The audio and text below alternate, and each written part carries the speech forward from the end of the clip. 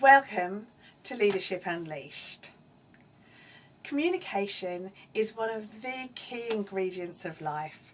Without strong communication skills, we wouldn't be able to share our lives with our friends, the good stuff, the bad stuff, and all the stuff in between. We wouldn't be able to ask for what we want and be able to form really strong relationships. Some people say without language, there would be no thought. Our young people have told us that communication is the thing that brings things together, both for them as individuals and actually being able to lead themselves, to be able to think and ask for things and make themselves understood, and their thoughts to be out there and shared with their friends, to being a leader of other people, to inspire others, to be able to motivate them to speak in public and share their ideas to a wider audience. Yet when I think back about who the most inspirational leaders are for me, and those people who communicate really well, it's actually not always the ones that continually speak outwards. It's actually the ones that listen really well. Some people say Bill Clinton was just this amazing communicator. It is said that Bill would actually be able to speak to you and listen to what you had to say. It's totally present to what you were on about. He might be in a big party with everything going around it, but still focused on you, as if you were the only person in the room. His listening skills were amazing. When I think about who communicates really well, of course for me, Jesus comes up as an amazing communicator. He had his key messages and shared them in the way that people could really understand.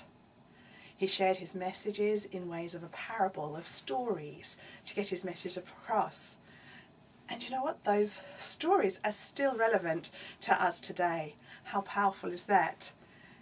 And when God was giving out gifts, when the Holy Spirit came, the first gift that he gave the disciples was that of tongues, to be able to talk to anybody in any language, to be able to understand them and share God's love. So communication skills are just paramount to our lives. We communicate in many ways, whether that be verbally with the words that we use, or the body language. We can tell somebody's happy or sad, or whether something's a joke, or somebody's taking the mickey from that point of view, from their own body language. In fact, they say 80% of a message is in the body language. We also have written communication, and stories and writing can move us and inspire us in many different ways. They can bring us to tears and joy and move us into action. Good written communication is really exciting. It also can be incredibly misleading. How many of us have had emails or texts that we have taken the wrong way because we didn't understand the emotion behind it? So we have verbal, written communication and our body language, what makes up a brilliant way of communicating. And then when we add in movement, dance, poetry, music, it just adds rich and depth to the way we communicate. So this week we're looking at communication. Who do you know that communicates really well? What is it about them that you really appreciate? What's the stuff that moves you and inspires you and makes you think, gee, this person communicates really well. Do they listen to me? They can explain things simply.